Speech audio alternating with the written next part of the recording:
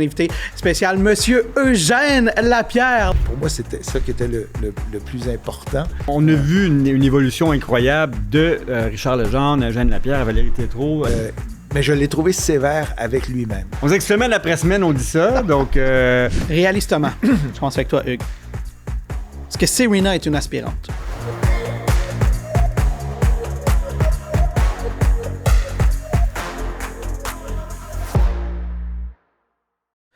Salut, bienvenue à Sur la ligne, le podcast officiel de Tennis Canada. Grosse semaine en vue, Wimbledon qui est commencé. Il y a eu beaucoup d'actions du côté des Canadiens. On a un invité spécial, Monsieur Eugène Lapierre, légende du tennis. Il était d'ailleurs surpris, Hugues, parce qu'on en parlait hors d'onde. Je disais, on reçoit une légende du tennis. Je disais, ah ouais, je suis une légende du tennis. Je dis, ben voyons donc, Colin, un bâtisseur du tennis. Monsieur Lapierre, bienvenue à Sur la ligne.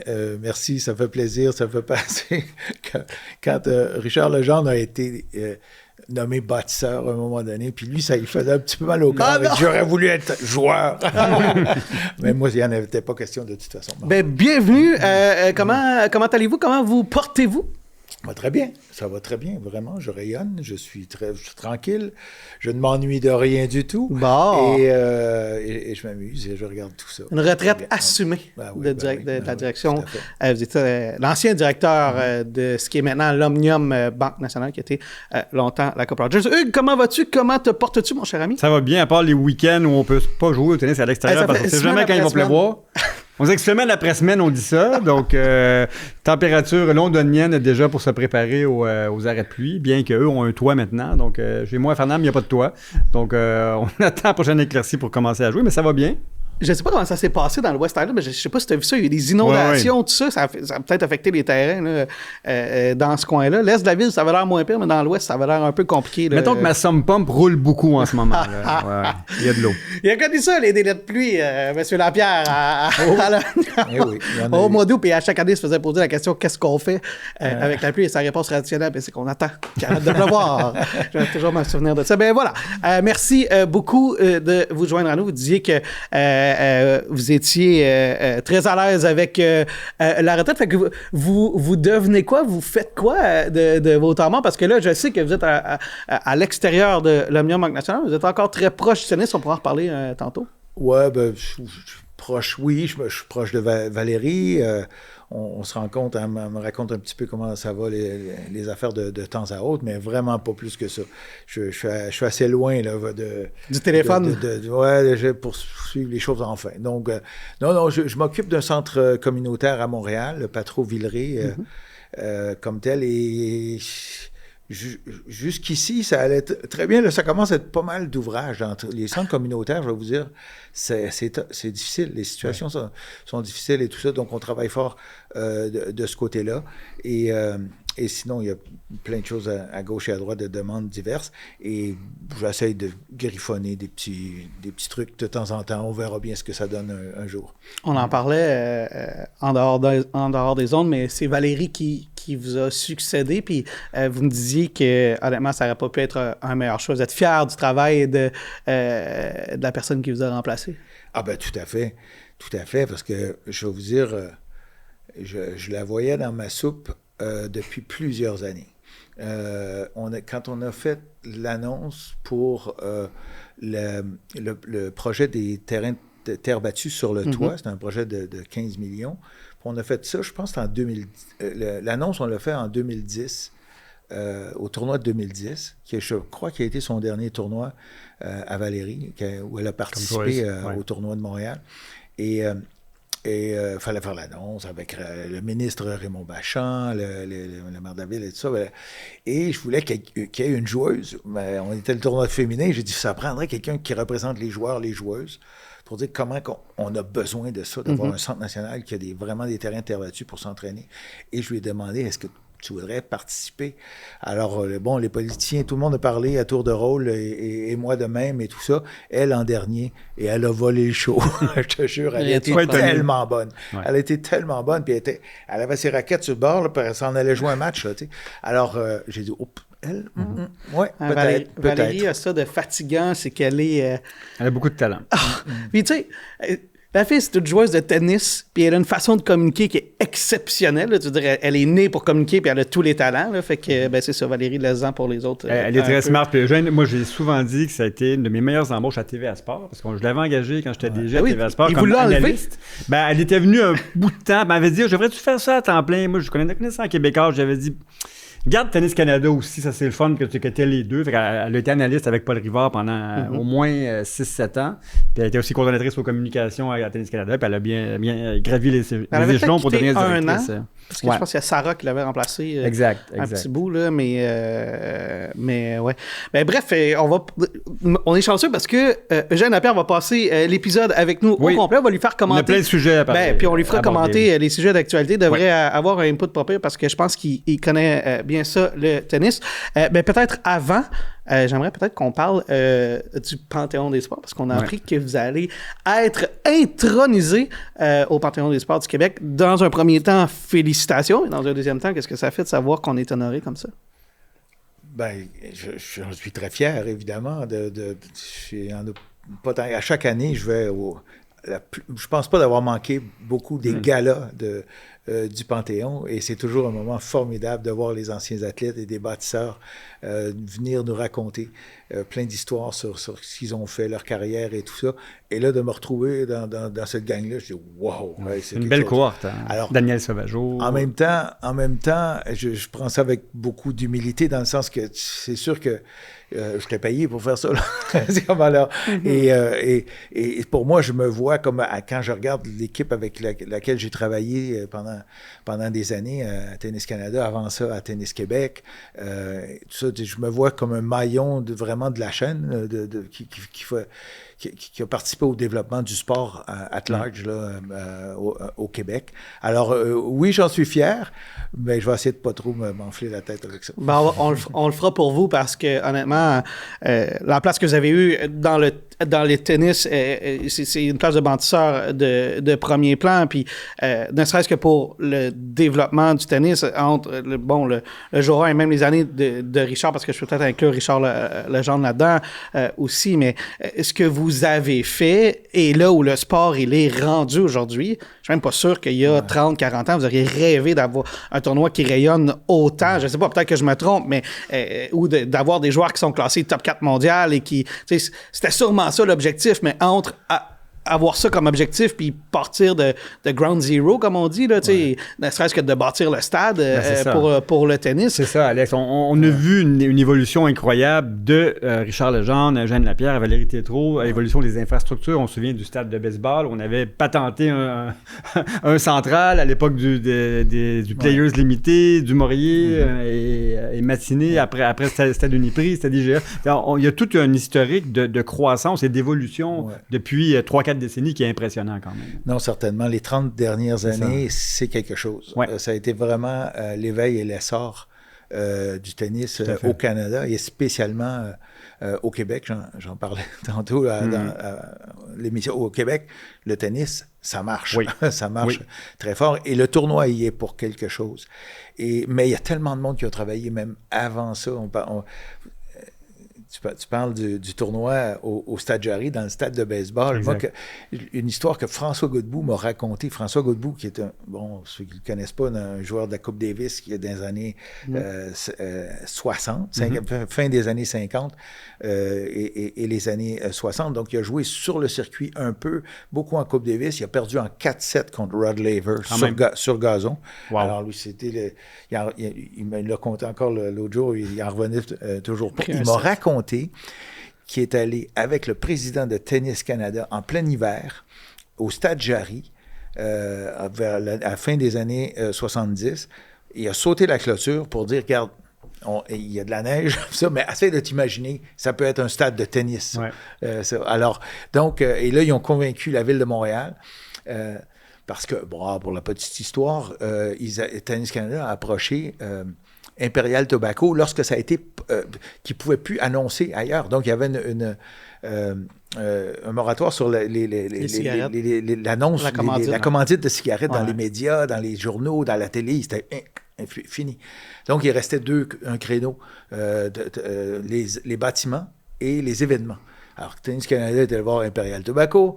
Imperial Tobacco, Paul Paré, oui, j'aime le tennis, puis tout ça. Oui, à une condition, qu'il y ait du tennis à Montréal. Ben, le tournoi était à Toronto depuis 1881. C'est un des plus vieux tournois. Le troisième plus vieux tournoi du monde. Ça faisait 100 ans qu'il était là. Puis Imperial Tobacco a dit oui, mais nous, on veut un événement à Montréal. Et c'est à ce moment-là qu'on a commencé l'alternance, en 1980, entre Toronto et Montréal. Alors, François était au cœur de ça. Alors, quand on parle de l'évolution, puis là, des 30 derniers, on a assisté un petit peu à un essor plus rapide, mais il y a eu vraiment beaucoup de travail de fond fait depuis des années et des années. Et la clé, ça a été quand on a changé avec Richard Legendre et Jacqueline Boutet, pour voir rien qu'elle a son nom sur le pavillon intérieur, on allait perdre le tournoi. En 1995, ça devait être notre dernier tournoi. L'ATP avait dit... depuis quelques années, 92, 93, on le savait. 95 sera votre dernier tournoi. On ne peut plus faire un des plus grands tournois, c'était les Super 9, avant que ce soit les Masters, ça s'appelait les Super 9. On ne peut plus faire un des plus grands tournois de tennis du monde dans un vieux stade de baseball qui tombe en morceaux. Ils avaient tout à fait raison. Mais là, avec Richard, et c'est là que Richard est venu me chercher à Tennis Québec pour dire « Hey, il y a de la job, il y a du travail à faire, il faut que tu viennes à Tennis Canada. » J'ai rejoint Tennis Canada en 93, on a travaillé sur ça, ce projet-là, de transformer le stade de tennis, le stade de baseball en stade de tennis, puis on a ouvert en 96. Alors oui, à partir de là, je pense que ça a déboulé là, pas mal. Le fait que ce nouveau stade puisse nous donner des résultats incroyables. Stade du Maurier. Je pense que la finale 95, en plus, c'était une belle affiche. Je crois que c'était Agassi-Sampras. C'est exactement. Oui, donc déjà, ça tournait la page de belle façon. Je sais qu'Agassi avait signé une des briques qui avait été enlevée du... On ne l'a jamais retrouvé. Il avait signé, je te jure, il avait signé le terrain. Oui, c'est ça. Et on avait concassé l'asphalte pour garder la portion de terrain qu'il avait signé sur le terrain. C'est disparu. Puis là, on m'a dit, OK, là, il faudra bien la retrouver comme 2 années après pour la mettre. Je disais, Jean-Marc, t'as mis ça. Là, on ne retrouvait plus la fameuse... le bout d'asphalte qu'Agassi avait. C'est sûr qu'il y a quelqu'un qui l'a dans son sous-sol et qu'il ne l'a pas dit. On a la photo. Parce que c'est Philippe Crépeau, l'annonceur de Radio-Canada, qui interviewait Agassi sur le terrain. Puis c'est lui qui avait son feutre dans les mains, puis il avait convaincu André Agassi de signer l'asphalte. Je vous rappelle qu'il y a toujours 2 façons de suivre les contenus de KO Sport, soit en s'abonnant au ko-sport.tv. Vous avez droit à différentes primeurs, des offres spéciales, des rencontres avec les animateurs de la station. Sinon, vous pouvez toujours nous suivre sur YouTube. Alors, abonnez-vous à notre chaîne. À bientôt. Peut-être qu'on aura l'occasion éventuellement de faire une entrevue, puis j'aimerais vraiment ça le faire, qu'on parle de tout ça, puis qu'on parle de votre carrière également, parce que, comme je disais tantôt, je pense que vous avez été une des pierres angulaires du développement du tennis, puis que vous le veuillez ou non, ça prend quelqu'un, un chef d'orchestre pour mettre tous ces gens-là en œuvre. Oui, c'est une équipe, mais ça prend des gens qui ont une vision, et que cette vision-là soit après ça traduite ou appliquée à des centaines de personnes sous soi. Là. Fait que finalement, vous y avez contribué, puis on pourra en parler peut-être dans le cadre d'une grande entrevue éventuellement, mais si je vous posais la question, c'est quoi, vous pensez, votre plus beau leg de vos années à Tennis Canada? Mon Dieu, c'est la popularité du sport, où c'est rendu aujourd'hui, dans le fond, c'est ça. Mais tu sais, je le dois tellement à l'équipe, comme je disais souvent à mon équipe, moi je suis spécialiste de rien du tout, je suis pas un spécialiste de marketing, je suis pas spécialiste des opérations, je connais rien à la vente de droits de télé ou de ci ou de ça, mais il y avait une équipe du tonnerre, et pour ça, et le fun qu'on a eu. Le fun qu'on a eu à organiser pendant des années. Pour moi, c'était ça qui était le plus important, c'est qu'on s'amuse. J'avais une phrase que je disais qui ne fait pas vraiment de sens, mais en tout cas, pour moi, ça faisait du sens. Je disais, si on n'a pas de fun à organiser ça, les gens n'auront pas de fun à venir. À la limite, ça n'a pas rapport. Mais pour moi, ça fait beaucoup de rapport, puis on a eu beaucoup de plaisir toujours à le faire et à voir les résultats après ça, parce qu'on était, on voulait que le monde s'amuse. C'est un spectacle. Ouais. Et on voulait que les gens aient beaucoup de plaisir et admirent ce sport-là joué à la quasi-perfection par les meilleurs joueurs du monde. Alors, on a fait la job, je pense. Ben, c'est ce que j'allais dire. M. Lapierre vous fait dire mission accomplie, puis pas à peu près, puis je le fais pas vraiment pour flatter l'ego, là. C'est les résultats, puis de voir la croissance du tournoi. Puis Hugues, il sera encore en meilleure position que moi pour le parler, parce que ça fait 20 ans de plus que moi qui le couvre. Je veux pas te vieillir, mais ou en tout cas, que tu suis le tournoi. Oui, comme là. fan. Moi, j'étais là quand c'était le stade Players encore, là. Les International Players en 92, 93, je pense. Je suis allé comme fan, mais j'étais pas vieux. comme fan, puis comme média après, puis partie prenante maintenant avec le podcast avec Tennis Montréal aussi, mais c'est une évolution qui est fabuleuse, puis c'est le fun de voir les records qui sont battus presque édition après édition. Encore cette année, c'est bien parti pour battre un nouveau record, d'après ce que j'entends, les ventes de billets. Donc, effectivement, la popularité ne se dément pas. Puis le tennis est regardé à la télé. Donc, après le hockey, après le football, CFL, NFL, ben, c'est le tennis qui est la licence de diffusion la plus intéressante au Québec. Tu te souviens, Eugène, une petite anecdote, on pourra parler du M25 de Laval après, parce que tu contribues encore maintenant d'une façon concrète. En 2012, Eugénie Bouchard gagne Wimbledon Junior. Avec Philippe Péliveau. Avec Philippe Péliveau la même année. Je t'appelle le dimanche après-midi, j'ai Eugène, Granby s'en vient. Qui est diffuseur? J'étais à TVA Sport à l'époque. Il dit... le grand patron de TVA Sport. Ouais, il dit, écoute, il n'y a pas de diffuseur. Je dis, écoute, tu me fais les droits à combien? Parce qu'on est intéressé à le mettre en ondes. Tu m'avais dit, si vous le produisez, je te donne les droits. Fait qu'on avait pris les droits, on l'avait produit. Et c'est l'année où Eugénie avait gagné. C'était une des premières fois, on parle de popularité, où TVA Sport avait battu RDS en code d'écoute. 4,5% de code d'écoute finale de Eugénie Bouchard, contre 2,5% qui était le Scottish Open au golf qui jouait RDS ce week-end-là. Donc, c'est un exemple que le tennis tire beaucoup de Vachek qui avait gagné, je pense, cette année-là. Le volet masculin. Le volet masculin aussi. Mais oui, honnêtement, le sport est à un autre niveau et félicitations pour ça. Là, tu parlais sur le M25. Parlons-en. Là, tantôt, on parlait, là, vous êtes encore collé un peu sur le tennis. Ça va être quoi votre rôle avec le tournoi M25 de Laval? Ben, porte-parole, finalement. Alors, président d'honneur, je dis. Oui, il appelle ça président d'honneur, mais dans le fond, c'est juste d'en parler, d'essayer d'en faire la promotion le plus possible. En fait, je fais rien, je réponds à leur demande. Hey, veux-tu aller sur la ligne? OK, je vais y aller. Veux-tu faire la conférence de presse, aller à 98.5? Bon, et tout ça. Alors donc, oui, je vais en parler autant que possible. Et je vais être là. Puis je suis bien content. Je suis bien content parce que c'est un beau tournoi. Ouais. C'est fun. Et c'est la base. C'est le début de l'histoire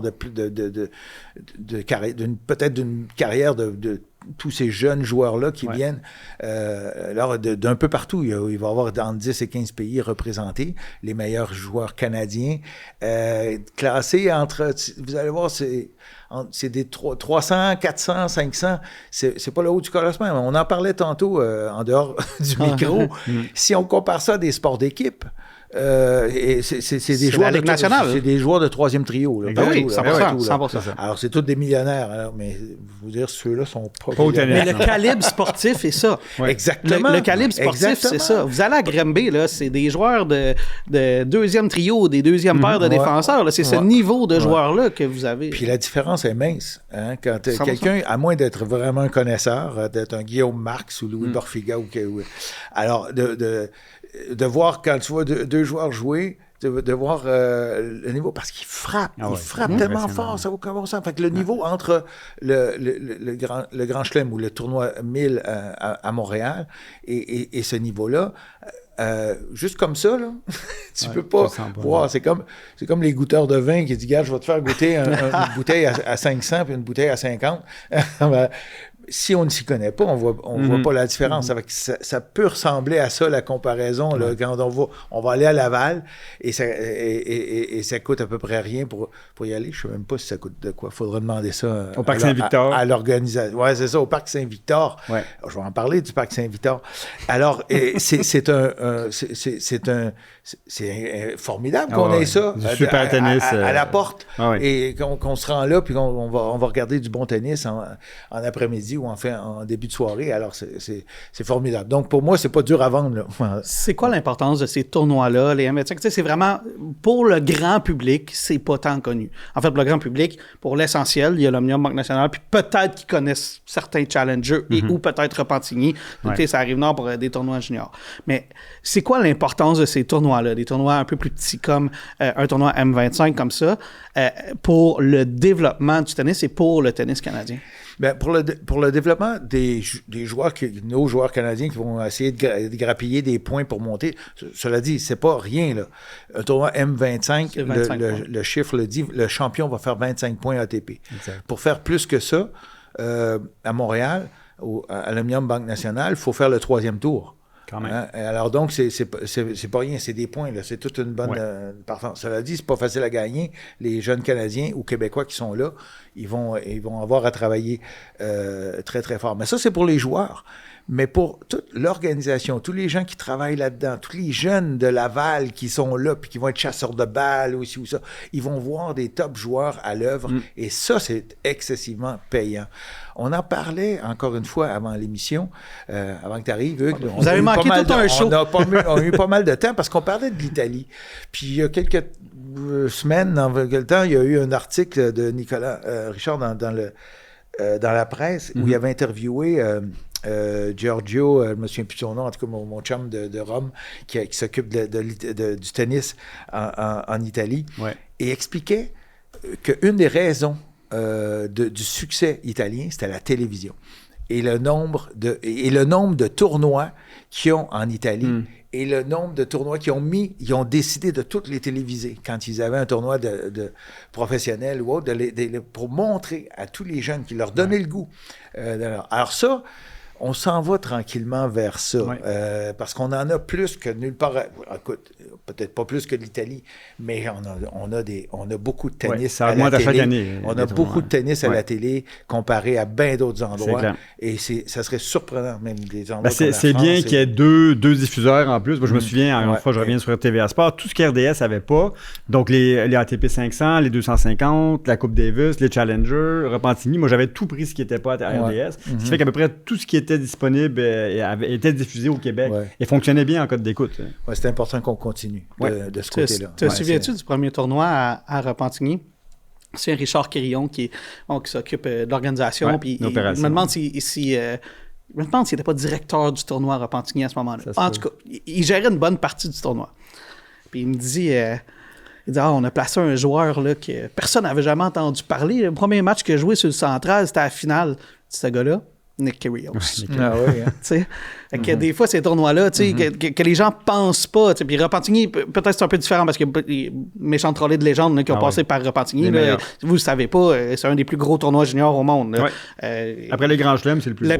La seule chose qui est dommage est où il est situé là, en général, parce qu'il est juste avant le US Open. Fait que des fois, tu perds des joueurs qui vont au US Open, mais je veux dire, parmi les plus grands joueurs qui ont passé par Repentigny. Mais c'est ce genre de tournoi-là, les M25, les tournois juniors. De un, c'est un méchant bon spectacle. C'est souvent le meilleur rapport qualité-prix sportif que tu peux avoir. Moi, je le dis toujours, le Challenger à Granby, c'est un des meilleurs rapports qualité-prix dans le monde du sport au monde, pour le niveau sportif que c'est, tu sais. Mais voilà, si les gens veulent se déplacer à Laval, vous parliez du terrain Saint-Victor, qu'est-ce que vous vouliez raconter sur ce terrain? Le Saint-Victor, je m'en souviens parce qu'il y avait le championnat québécois junior pendant des années, la finale, le plus gros tournoi junior était là.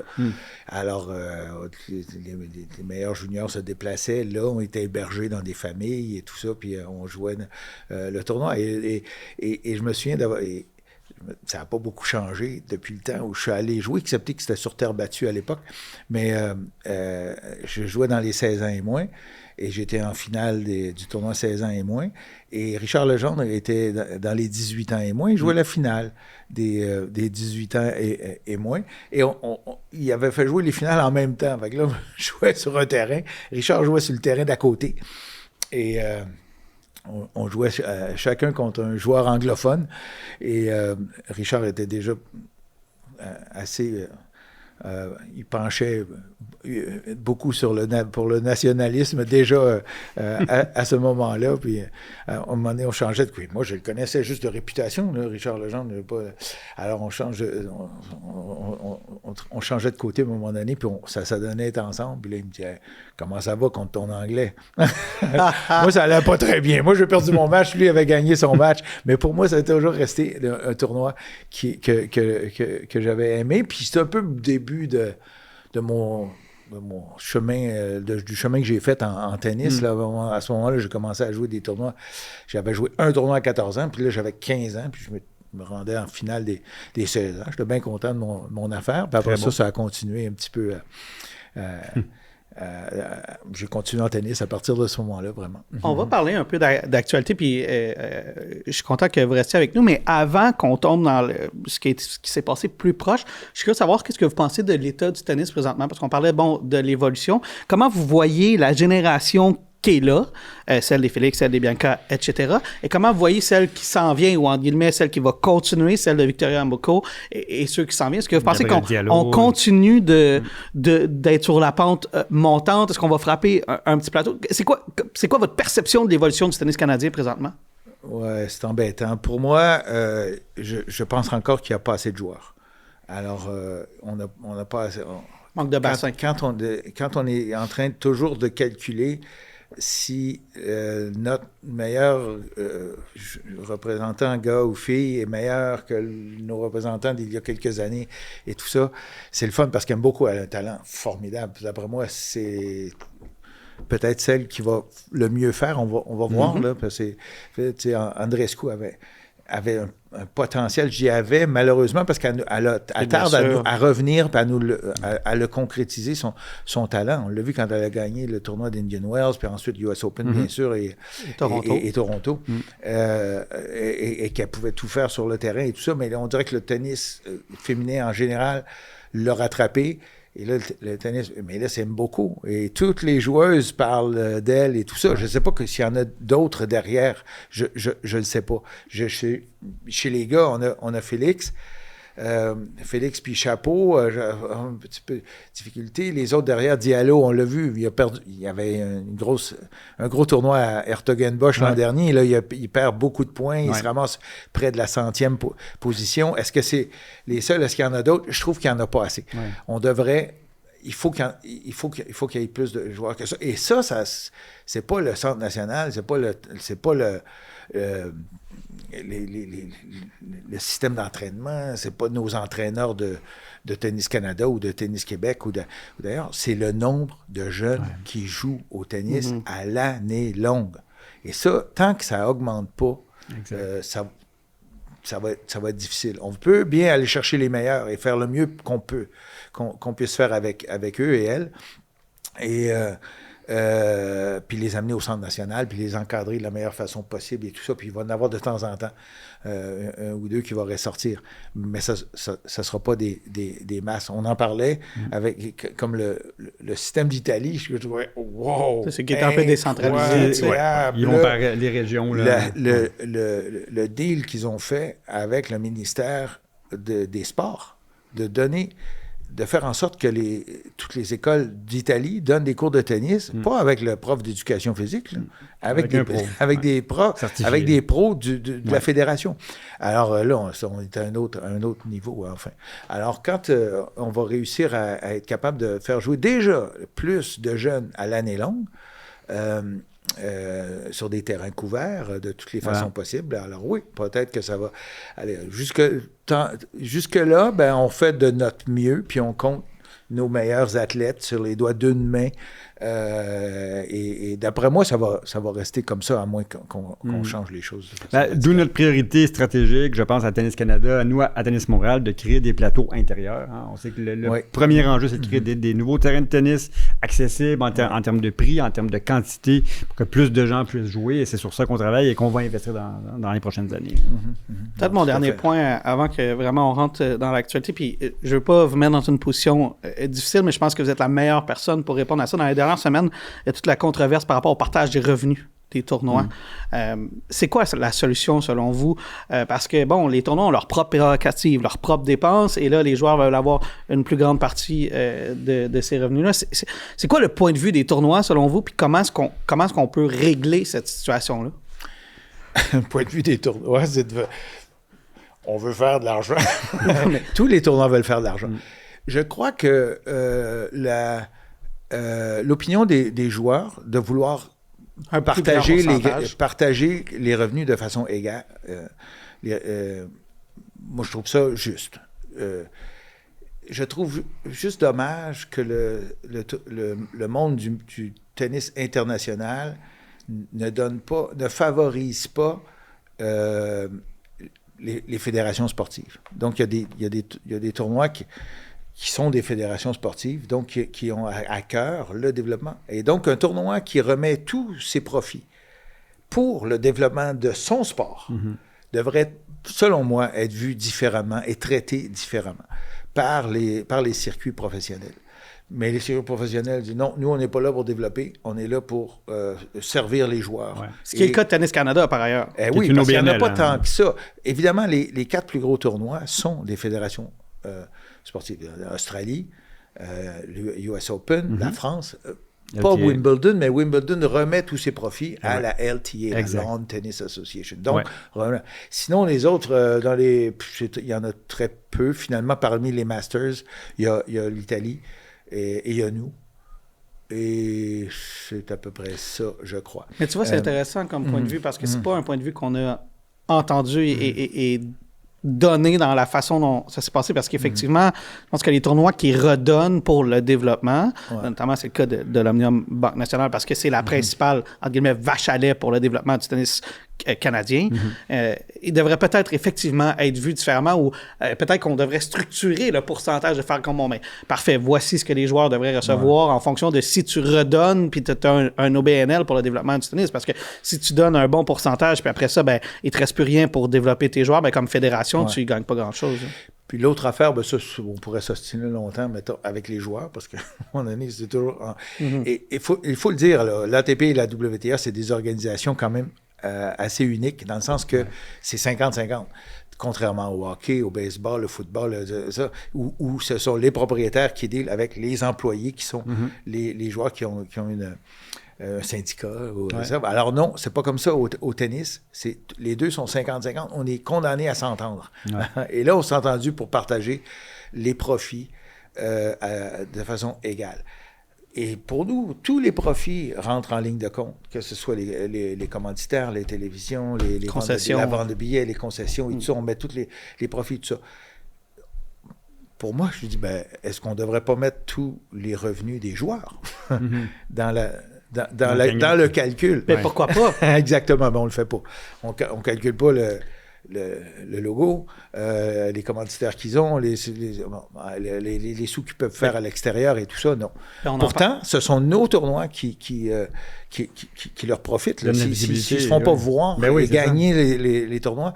Alors, bon, c'est moi, mais ça ne s'est jamais rendu même au début d'une discussion. Là, et même l'autre argument dont on parlait dans les dernières semaines, c'est qu'on disait, ces joueurs-là qui disent, bon, mais on voudrait un plus grand partage de revenus avec les joueurs. Mais moi, je me disais même, jusqu'à un certain point, est-ce que les meilleurs joueurs seraient prêts à laisser aller les frais d'apparition, les appearance fees, pour dire, regarde, on va diviser avec un plus grand moment. C'est peut-être des dizaines de milliers et des centaines de milliers de dollars qui sont investis par certains tournois, puis qui pourraient servir à un pool de joueurs plus bas. Fait qu'il y a tout cet argument-là à savoir aussi, c'est comment qu'on définit ces revenus-là faits par les joueurs également, là, au-delà des profits du tournoi. Mais non, ça, les frais de participation d'un joueur, c'est un autre débat complètement. Là. Je pense que le tennis aura besoin de grandir à un moment donné. De revoir ça, peut-être? Si les tournois doivent acheter un joueur pour avoir du succès et que le circuit le permet. Avant, c'était tout simplement pas le droit. Maintenant, c'est permis parce que c'est comme incontrôlable. Alors, c'est un peu comme si le Rocket de Laval décidait d'engager Connor McDavid un bon samedi soir.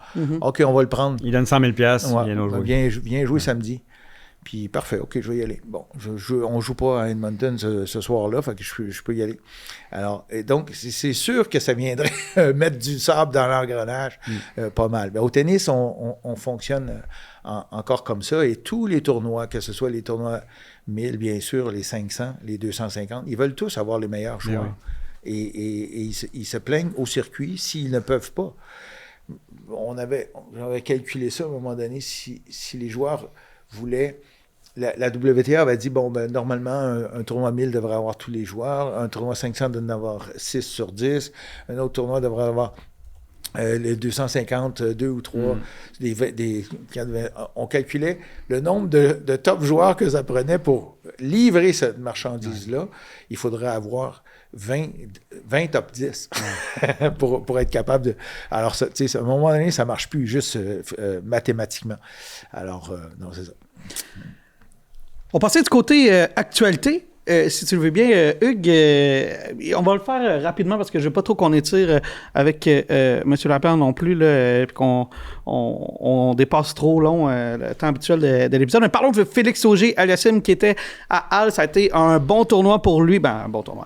Quart de finale quand même, autre quart de finale pour lui sur gazon dans un match. Il perd dans un match accroché contre Frances Tiafoe. Je ne sais pas si vous avez vu la fin du match, point de match de chaque bord. Si vous vouliez un thriller, là, c'était ça. Là. Même les deux, à la fin, ont souri parce que c'est deux amis en plus, Frances Tiafoe. Les deux souriaient à la fin, mais ça aurait pu aller d'un côté comme de l'autre. Et finalement, Frances Tiafoe qui remporte le tournoi. Est-ce que ça relativise la défaite de Félix Auger-Aliassime? Encore une fois, Félix a eu un premier match contre Tienne extrêmement difficile, un 3-7. Une entame de tournoi, comme c'est souvent le cas, un peu compliqué pour Félix. Mais il perd contre l'éventuel champion, un match qu'il aurait pu gagner, des balles de match. Donc, je pense qu'il doit en tirer du positif quand même. Et Tiafoe arrive comme un joueur, je dirais pas un des meilleurs, des plus grands favoris pour Wimbledon, mais il est quand même bien placé. Moi, je pense que la transition de Félix de la terre battue au gazon, c'est bien fait. C'est quand même encourageant. On verra. Comme il nous a dit après Roland-Garros, il n'est pas le joueur qu'il aimerait être en ce moment. Mais il va falloir qu'il aille chercher une grosse victoire à un moment donné, en 500, en 1000, qu'il se retrouve en carré d'as de Grand Chelem. Mais c'est pas décevant, cette défaite-là contre Tiafoe qui a remporté après le tournoi de main de maître. Vous avez vu ça comment, ce match-là? Là. C'est intéressant, mais je vais revenir sur le tournoi de Roland-Garros avant, parce que il a joué un super bon tournoi. Oui, vraiment. Sur terre battue, ça faisait longtemps qu'il n'avait pas joué à ce niveau-là. Et c'était pas facile de battre l'Italien qui était béni cette semaine-là. C'était incroyable. Puis il avait raison d'être déçu, d'être vraiment, vraiment déçu. Parce que le chemin était là. C'est Zverev et lui. Exactement. Parce que puis Zverev, il le connaît, puis il l'a déjà joué. Il l'a battu, il a entendu. Alors donc, il voyait. Là. Mais je l'ai trouvé sévère avec lui-même. Je l'ai vraiment trouvé sévère dans ses commentaires, comme quoi il était anéanti et tout ça, qu'il faut que son jeu n'est pas ce qu'il veut. Et ça, au point que ce que je ne fais absolument jamais, je lui ai écrit. Je lui ai dit, Félix, écoute, tu as joué un super tournoi et tout ça. Puis je comprends pas tes commentaires. Tu sais, il faut là, c'est parce que là, les gens, ce que je lui disais, c'est que peut-être que tu étais énormément déçu et tu as raison, mais les gens vont penser que tu joues mal, que tu aurais dû gagner, et tout ça. Blablabla. Non, tu joues bien, tu es un modèle de joueur présentement. Ton service plus 1, tout le monde... Quatrième mondial. Ils vont le mettre dans les livres d'école de tennis. Là, alors, et tout ça, alors tu confirmes ta 4e place mondiale. C'est l'opportunité, c'est ça qui lui a fait mal. Alors, il m'a répondu, écoute, un mail, ça de long, expliquant exactement ça. Il dit, peut-être que je suis allé dur, mais c'était ça que je ressentais sur le moment. Et donc, il s'en va pas nulle part, là. Il se concentre, puis il veut continuer, puis aller plus loin. Il y a encore, écoute, il y a 10 bonnes années devant lui, il est tout jeune. 26 ans. Alors, donc, on va le suivre, on va voir. Puis j'étais content de voir que tout de suite, il se revire de bord, puis il fait bien sur gazon. Sur gazon. Et ce fameux match contre Tiafoe, c'est bizarre parce que Maintenant, après le tournoi, on le sait, c'était le match du tournoi. Ouais. Mais on n'aurait pas pu dire ça quand on les voyait jouer, parce que c'était pas le niveau le plus élevé. Et probablement que s'il y avait eu à être déçu, il aurait pu être déçu après ce match-là, parce que Colin qui a manqué des chances. Et les deux n'ont pas joué leur meilleur match. Ça s'est réglé sur un tie-break je pense, c'est 13-11, je pense, une affaire comme ça. Alors, ouais, un bon match. C'était le fun à regarder. Ouais. Et je suis très content que Tiafoe soit allé au bout pour montrer à tout le monde que, ouais, c'était ça, la finale du tournoi. C'était le match Félix et Tiafoe. Et c'est intéressant parce que en même temps, ça le place pour Wimbledon, peut-être comme quelqu'un qui peut continuer à aspirer à remporter ce tournoi-là. Surtout à la lumière de ce qu'on a vu à Roland-Garros. On n'est pas à l'abri d'un autre tournoi chaotique comme il s'est passé à Roland-Garros. Alcaraz sera pas là. Sinner va reprendre. Il s'est reposé. Il avait besoin d'une petite pause sûrement. Il va revenir en forme. Mais je pense que ça risque d'être un tableau, encore une fois, ouvert. Peut-être un peu comme Roland-Garros. Donc, pourquoi pas Félix? Écoute, c'est sûr. On va regarder. On va respirer un peu par le nez, puis tous les matchs sont difficiles aujourd'hui. Oui. Tous les matchs. Il peut tomber contre un des joueurs qui n'est pas dans les 32 premiers favoris, puis ça va être l'enfer. Ouais. Alors, donc, ça va être... C'est truc l'anglais là, qui revient. Là, Draper. Jack Draper. Alors, qui revient à gagner son premier match. Là, ouais. Il y a tellement... C'est le ouvert, niveau est tellement fort, là, est tellement élevé. Alors, on va voir, mais il nous a montré de belles choses, et oui, avec un match ou deux, là, qui est... Et ce que j'aime de Félix, c'est sa forme physique. Ouais. Il est fort sur le terrain. Il est fort. Alors lui, les 5-7, il n'en a pas peur du tout. Encore moins sur gazon quand les échanges sont peut-être un peu plus courts et tout ça. Alors, non, j'ai bien hâte de voir ça. Non, ça va être intéressant parce que vraiment, si on se fie à ce qui s'est passé, bon, si on regarde Roland-Garros, mais je pense que c'est intéressant parce que Wimbledon, tous les gros serveurs ont déjà peut-être une meilleure chance qu'ils peuvent l'avoir sur terre battue. Alors, t'as des gars, comme on parlait, comme Taylor Fritz, qui part en finale contre Frances Tiafoe. Peut-être, Shelton, même chose. Là, t'as un gars comme Zverev qui vient de gagner son premier titre Grand Chelem. Est-ce qu'il va continuer sur cette séquence-là? T'as un Fonseca qui vient de faire une demi-finale à Halle aussi. Peut-être que c'est un jeune qui pourrait sortir dans le port. T'as un Senna. T'as un Tommy Paul qui vient de faire une demi-finale également. Une finale, c'est-à-dire à Queens. Sarindulo qui sort de nulle part et qui va gagner le tournoi. En ce moment, là, c'est difficile d'exclure beaucoup de joueurs. Puis même, tu te dis, bon, Sinner, il part quand même favori, là, Sinner, en dépit de ce qui s'est passé, parce qu'il a détruit tout le monde depuis le début de l'année, sauf à Roland-Garros. Alors, ça va être intéressant, justement, puisqu'on y est. Vous voyez ça comment, ce tournoi-là, du côté des hommes? Parce que le tournoi des femmes, on va passer par une autre joueuse pour en parler. Ouais. Ben pour les hommes, à Wimbledon, ben comme je te dis, moi, je crois que ça va être un tournoi de surprise, encore une fois. Donc, je m'attends à ce qu'il y ait un nouveau champion. C'est ce que tu avais dit pour Roland-Garros? Oui. C'était trop évident à Roland-Garros que c'était pour être Sinner. Finalement, c'est pas ce qui s'est passé. Puis c'est encore une fois peut-être un peu trop évident que ça va être plus encore à Wimbledon. Il revient sans grosse préparation sur gazon. Il a pas fait le Queens, il a pas fait Halle, donc il va arriver frais, mais bon, ça sent beaucoup de pratique. Donc je pense qu'on pourra avoir un champion surprenant. Moi, je te l'ai dit, j'aime les Américains, j'aime Fritz sur gazon, j'aime Shelton en ce moment, gros service de gaucher. Puis jeune ami dans l'équation, Jack Draper, qui a le bon jeu aussi pour bien performer, qui revient. Donc, peut-être des belles surprises à Wimbledon cette année aussi. Ouais, c'est peut-être un peu vite pour Draper. Oui. Mais c'est sûr que Yannick Sinner, avec ce qu'il a montré depuis un an ou deux, c'est compliqué de ne pas le mettre comme favori. Écoute, c'est une malchance incroyable à Roland-Garros. De mener 2-7 à 0 et 5-1. Ben oui. C'était terminé. Et être frappé par la chaleur et tout ça. Bon, remarque, c'est les conditions physiques. Hein? Donc, chaque joueur est responsable de sa condition physique, mais ce serait surprenant que ça revienne je le pense aussi. À Wimbledon. Malgré que là, de ce temps-là, en Europe, on ne sait pas, c'est des 40 degrés partout. Alors, on verra bien. Mais Sinner devrait se rendre quand même assez loin. Alors, ce sera, au risque de se répéter, un match à la fois. et le premier va être aussi dur que le dernier pour chacun des joueurs qui vont avancer dans ce tournoi-là. Ça va être bien intéressant. Est-ce que Félix est un candidat sérieux pour aspirer au titre? Il est 4e mondial. On ne peut pas ne pas le mettre comme un favori potentiel. Quart de finale, demi-finale s'il respecte son classement. Et moi, je pense que Félix, quand il va aller chercher un 1000 ou un Grand Chelem, parce que je pense qu'il va le faire encore, on va pas le voir venir. Il va le faire parce qu'il y a le talent, il y a les capacités pour le faire. Quand on va pas l'attendre, et là, avec sa sortie de Roland Garros, sûrement que les gens ont dit ça va pas très bien, il est pas prêt. Mais oui, je pense comme toi, Eugène, qu'il dit ça parce qu'il y a la rage, il y a le feu. Donc pourquoi pas? C'est un favori. Pour moi, la clé pour Félix, ça va être ses 2 premiers matchs. Oui, comme toujours. L'entame du tournoi. Qui passe ses 2 premiers matchs. Après, il tombe dans la ronde des 32, puis il va jouer un joueur classé entre... si c'est un joueur favori, ça va être entre 17 et 32. Ouais. Alors, donc, c'est ça la chance d'être 4e mondial, c'est que tu es certain de pouvoir respirer, en tout cas... si tant est qu'on le puisse dans un tournoi comme ça. Alors, pour les 2 premiers matchs, s'il peut passer par faire son jeu puis se redonner une confiance, tous les gazons ne sont pas pareils non plus. Alors que les joueurs vont arriver à Wimbledon. Je ne sais pas si vous avez remarqué la qualité du gazon à Halle, où il a joué.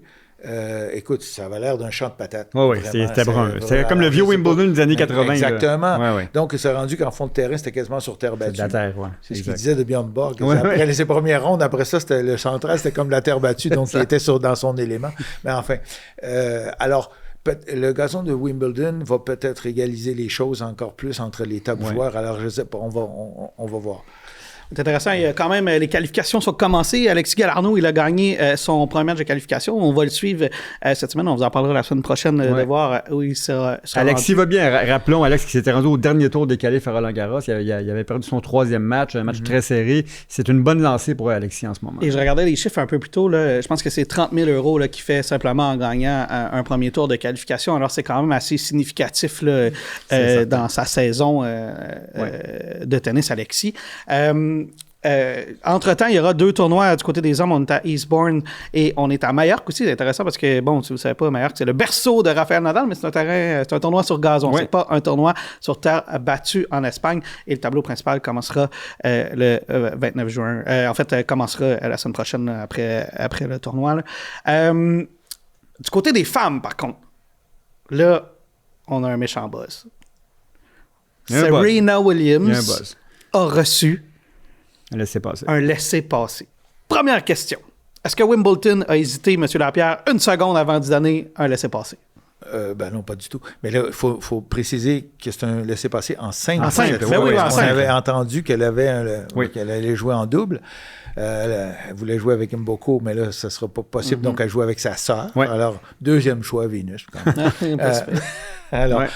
Quand même. Et là, elle accepte un laissez-passer en simple. C'est certain que Wimbledon ne pouvait pas passer à côté de ça. Cela dit, Wimbledon, je ne sais pas jusqu'à quel point la LTA, donc la fédération britannique, a eu son mot à dire là-dedans, parce que les laissez-passer, c'est un peu comme nous. Hein. Les fédérations, ils vont dire, on va donner des laissez-passer à nos ressortissants, donc aux joueuses britanniques comme telles. Ça arrive qu'on passe outre cette règle-là, et là, c'était un cas flagrant, et je suis certain qu'ils n'ont pas hésité une seule fois. Dans les coulisses de ce genre de décision-là, parce que vous avez eu à en prendre avec votre équipe pendant longtemps. Bon, Serena, là, tu sais, c'est des décisions qui doivent être prises quand même un peu d'avance. D'après moi, elle avait laissé un heads-up à Wimbledon, dire « Hey, ça se pourrait que je revienne, gardez-vous donc... » Est-ce que c'est comme ça que ça se passe? Gardez-vous donc une place au cas où je revienne? Est-ce que les joueurs vont appeler le tournoi en amont ou on décide à la dernière minute qui seront les laissés-passer? Ouais, pour Wimbledon, je ne pourrais pas dire. Comme c'est arrivé, d'après ce que j'ai vu, d'après moi, c'est une décision de dernière minute de Serena Williams qui a dit « coudonc. Pourquoi je ne jouerais pas? Elle voulait voir comment ça allait au Queens. Ça doit être assez récent, je pense. Alors, ça a dû être assez... et là, malheureusement, il place Wimbledon devant le fait de dire, écoute, est-ce que je vais dire non à la plus grande star des dernières... des 20 dernières l'histoire, années. peut-être même du tennis. Alors, donc, c'était très compliqué. Dans notre cas, les laissez-passer, on a toujours le débat. Ben, c'est pas un grand débat parce qu'on favorise à peu près toujours les joueurs canadiens. Les joueurs et les joueuses canadiens, mais ça arrive qu'on pense qu'on ait besoin d'un joueur ou d'une joueuse pour la promotion du tournoi. Exact. Un ancien champion de Grand Chelem qui fait pas le tableau principal, qui fait pas la cote. Et donc, on dit, ben là, ça serait le fun d'avoir, je sais pas moi, nommez-les. Là. Ben, y a eu, ce cas, si on aurait Tsitsipas, par exemple. Oui, un Wawrinka, mettons, qui déciderait de venir. Un ancien champion de Montréal ou une ancienne championne de Montréal. C'est très, très, très difficile de passer à côté. Et donc, c'est une petite négociation qu'on a entre l'organisation, donc le directeur ou la directrice du tournoi, et le développement. Ouais. Donc, entre Borfiga et moi, par exemple, ou entre Guillaume Marx et Valérie, sur dire, ben là, ce serait le fun d'avoir tel joueur. Alors, mais c'est rare que ça arrive. On donne plus de 95% du temps, c'est le développement qui gagne. Mais est-ce qu'on s'en garde toujours une ou deux dans la poche, juste au cas? Tu sais, mettons, là, on dit, bon, on fait la liste, OK, on va donner à tel joueur, Alexis Galano, par exemple, un Diallo à l'époque, tu sais. Mais on va s'en garder une ou deux juste au cas où, je sais pas, Federer revient au jeu, tu sais. Oui, mais on promet à personne, pas plus le développement que nous. Okay. Alors, le développement va attendre le plus longtemps possible. Tu sais, même du côté féminin, depuis quelques années, on fait un tournoi préparatoire pour un wildcard. Alors, puis il se termine juste à la toute fin. Pour les qualifications. Donc, c'est ça, on garde les choix de laisser passer le plus longtemps possible et on les dévoile un peu à la dernière minute. Donc, on voit tout ça se développer. Fait que les discussions peuvent être dans les 2 dernières semaines ou un truc comme ça, mais pas si longtemps d'avance. Réalistement, je commence avec toi, Hugues. Est-ce que Serena est une aspirante? Non. Aucune chance. Un match ou deux, peut-être, mais je ne vais pas aller plus loin. Jouer en double, jouer ensemble, c'est pas la même chose. Les déplacements, tout ça. Oui, elle s'est préparée. Oui, elle a l'air fit. On l'a vu. Elle va avoir ses coups, son gros service encore. C'est bon coup de fond de terrain. Mais je pense que ça va être un petit peu vite pour elle là, quand elle va être prise dans le rythme. Mais oublions pas qu'un Grand Chelem, c'est 7 matchs à gagner aussi. Peut-être une ronde ou 2 ou 3 maximum, mais bon, voilà. Mais ça va être un buzz marketing incroyable. Ça va être bon pour le tennis. Les gens vont parler de Serena Williams dans les prochains 10-15 jours. Et ça, c'est une bonne chose pour le tennis. Pareil. On ne peut pas aller au bout, non. Je ne verrais pas comment c'est possible. Si c'était le cas, je serais un peu désolé pour le tennis féminin. Ben... Oui, mais d'un point de vue médiatique, là, ça exploserait. S'il faut qu'elle se rende en quart de finale, on va s'énerver. Là. Je te dis, je serais désolé pour le tennis féminin. Pour les joueurs qui sont là. Pas pour les médias. Imagine, elle bat Sabalenka ou Rybakina. On ne peut pas imaginer ça en ce moment. Là. Mais est-ce que ce serait pas comme, tu sais, mettons, les Jimmy Connors en fin de carrière, ou, tu sais, ces gars-là qui reviennent, puis c'est comme, on sait qu'il n'y a plus le talent, mais qui finalement, il n'y a plus la forme, mais tellement de talent que des fois, ça finit par passer, tu sais. Lionel Messi, ça marche cet après-midi ouais, encore, voilà. Mais pas dans 5 ans. Intéressant. Du côté des femmes, vous voyez qui? Est-ce que parce qu'on parlait du côté des hommes, c'est quand même relativement ouvert si on se fie aux dernières semaines. Du côté des femmes aussi, c'est très ouvert. Là.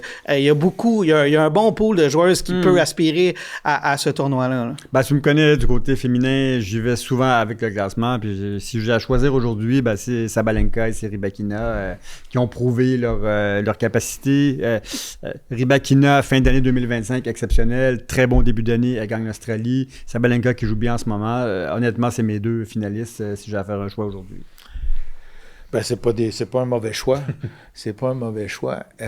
J'ai trouvé intéressant de voir, puis pas parce que je l'ai vu jouer, j'ai pas suivi les matchs, juste vraiment à distance, mais Pegula, j'ai trouvé vraiment surprenant. Et elle a un jeu simple.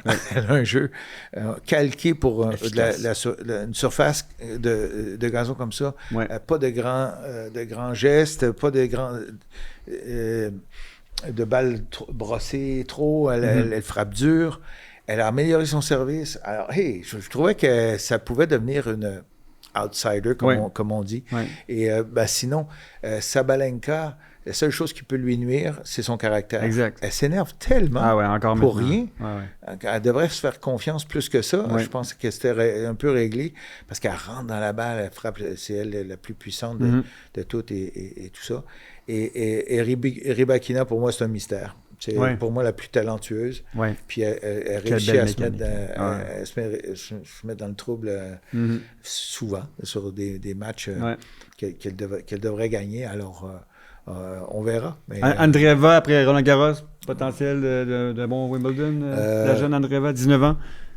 Oui, pour moi, c'était plus une joueuse de terre battue, mais on verra. On verra comment ça se développe de son côté. J'ai moins suivi son ascendant, mais à Roland Garros, elle était simplement imbattable de ce côté-là. C'était une bonne domination. Il y a une joueuse qu'on peut assurément exclure du pool, et c'est une ancienne championne, Marketa Vondrousova, ne sera pas du tournoi, suspendu 4 ans. Cendry, c'était une nouvelle qui était sortie il y a quelques mois. Elle avait refusé de faire des tests antidopage. Bon, là, ça a créé tout un débat dans le monde du tennis. Elle a eu beaucoup de support, mais là, on a appris, c'est tombé cette semaine, la suspension sera maintenue. Elle est suspendue 4 ans. Et ça, c'est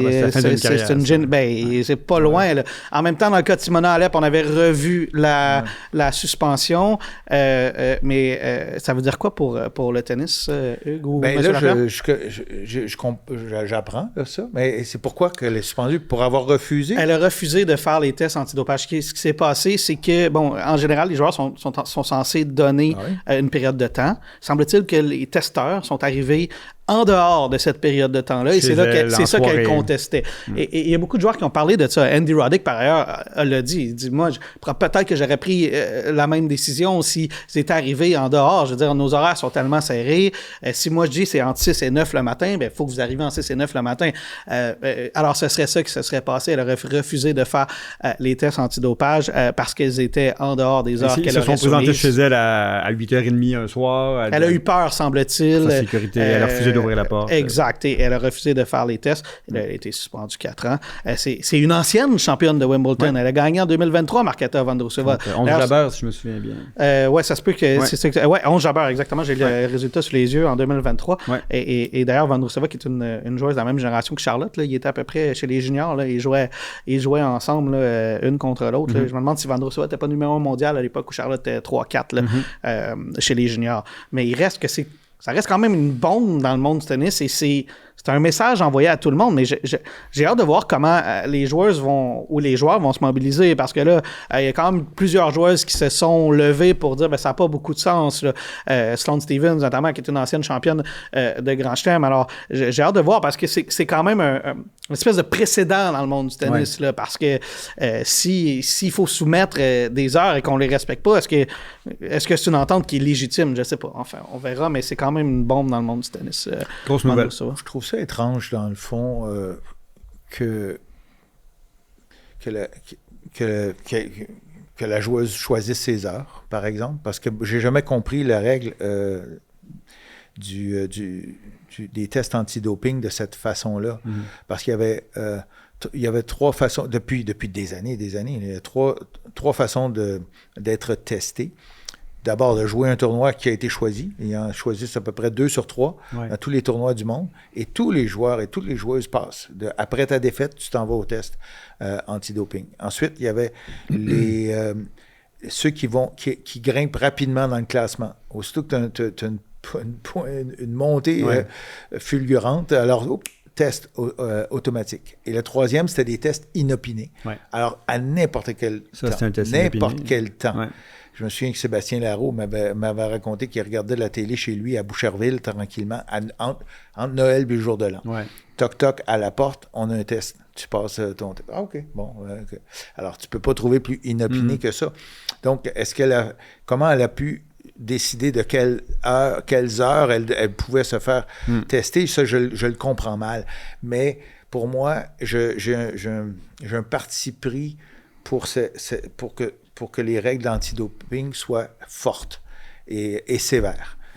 C'est la crédibilité du sport qui est en cause, puis là, on ne joue pas avec ça, puis je suis relativement d'accord avec la décision, là, sans connaître tous les aléas de cette chose-là. C'est quand même un gros nom qui s'ajoute en guillemets à la liste dopage des derniers mois, voire années. Parce qu'on se souviendra, Yannick Sinner, il n'y a pas si longtemps, c'est pas le même cas. Là. C'est pas exactement la même chose, mais Yannick Sinner, il va avoir une ombre de dopage pour le restant de sa carrière, que ce soit vrai ou pas.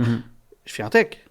Oui. Simona Alep. Sharapova. C'est tous des cas différents, mais ça commence à faire beaucoup de gros noms sous le parapluie du dopage dans le monde du tennis. Et ça pourrait quand même être dangereux. Effectivement, certains commencent à remettre l'intégrité du sport en question. Là. Ben, je vois pas comment on pourrait mettre l'intégrité du sport, justement parce qu'on les attrape. Non, donc, exact. C'est le contraire. C'est le contraire. Et c'est un système complètement indépendant. La façon dont ça marche, il n'y a pas d'ATP là-dedans, pas de WTA, pas de la Fédération internationale. Ils ne s'en occupent pas. Les trois grandes organisations, on va justement créer une organisation complètement indépendante pour gérer tout le programme antidopage. Justement pour s'en laver les mains. C'est pas nous qui décidons, on fait rien. Fait que et c'est des professionnels. C'est des gens comme Mme Ayotte. Alors, ils sont... le sport, ils s'en foutent. Ils veulent juste faire le travail et dire, bon, est-ce que quelqu'un s'est dopé ou pas? Mais le point, c'est s'ils ont gagné... Mettons qu'on les prend. Est-ce qu'ils ont gagné de façon correcte dans le passé? C'est plus ça, le point sur l'intégrité du sport. C'est-à-dire que, bon, est-ce que Sinner est aussi dominant? Parce qu'il y a quelque chose qui fait que les autres font pas. Et je dis vraiment pas que c'est le cas. Je dis juste que ça peut être la perception et c'est ça qui est dangereux pour la vision peut-être du fan ou du sportif. Mais il reste que, bon, dans le cas de Vondrousova, c'est quand même un pas précédent pour contester cette décision-là en Suisse. Hâte de voir. Jusqu'à date, bon, Simona Alep, ça avait été réduit aussi. Sharapova de mémoire aussi. Alors peut-être qu'on pourra la revoir plus tôt que plus tard, mais on verra. Mais ça... pour passer à travers les mailles, je ne vois pas comment qu'ils peuvent faire. Donc, ça ne peut pas durer depuis longtemps s'ils ont des prêts, parce que tous les tournois sont testés un jour ou l'autre, et plus souvent qu'autrement. Nous, à Montréal, ils nous appelaient quelques jours avant pour dire, OK, on va débarquer, préparez vos espaces et tout ça, préparez. Ils nous demandaient des espaces avec toilettes et tout, puis pour qu'ils soient capables de s'installer, et une équipe de chaperons pour se prendre les joueurs après le match et le suivre. Ouais. Pas à pas. Ils ne pouvaient pas s'en aller dans une toilette ou tout ça. Jusqu'à temps qu'ils doivent aller à la toilette pour avoir l'échantillon d'urine. Alors donc, et tous les tournois, ils passent de toute façon. Alors, la seule façon de pouvoir échapper, c'est de trouver une substance qui est indétectable. Et ça... ça n'arrive pas souvent. Ils finissent toujours par les trouver. Oui, avec quelques années de délai parfois, là, mais ils finissent toujours par se faire prendre. Mais est-ce que ça va être intéressant de suivre ce dossier-là parce que, comme je dis, ça crée une espèce de précédent. Puis il faudra, je pense, que les joueurs, les organisations antidopage et peut-être l'ATP et la WTA aient une conversation conjointe sur, bon, est-ce que c'est tout à fait... Est-ce que c'est légitime que tu mettes des heures ou pas? Parce que rendu là, si tu veux avoir un processus...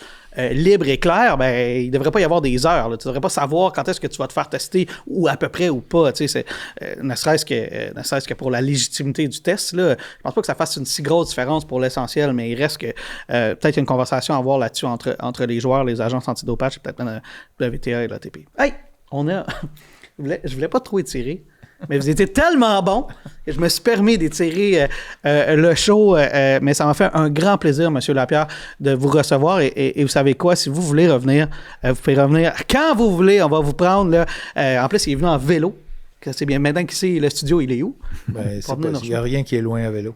Alors, mais j'ai zigonné pour trouver la place parce que je ne savais pas trop. En tout cas, ben, maintenant que je sais où c'est, alors invitez-moi. Dites pas ça parce qu'on va vous inviter régulièrement. Là. Vous pouvez devenir un collaborateur si vous voulez. Ça va nous faire plaisir. Hugues, merci infiniment, une fois de plus, pour ta participation à l'épisode. Et comme c'est la tradition, je vais te donner le mot de la fin. Et peut-être, juste avant que je te lance le mot de la fin officiellement, peut-être un petit salut à Charlotte qui est en vacances. Oui. Profite Bonnes de tes vacances, Charlotte.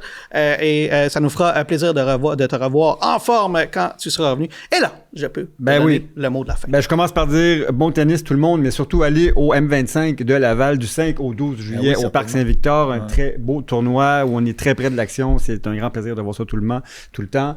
Bon tennis Alex, bon tennis Eugène. À bientôt.